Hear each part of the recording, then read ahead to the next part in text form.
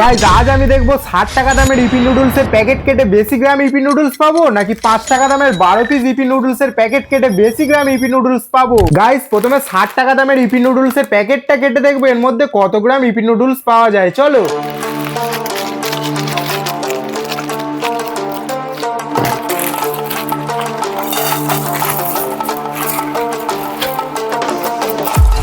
Guys আর এই 60 টাকা দামের ইপি নুডলস এর প্যাকেটটা কেটে 4টে মশলার প্যাকেট সহ 294 গ্রাম নিট ওয়েট হয়েছে। গাইস আর এখন 5 টাকা দামের 12 পিস ইপি নুডলস এর প্যাকেট কেটে দেখবো এর মধ্যে কত গ্রাম ইপি নুডলস পাওয়া যায়। চলো।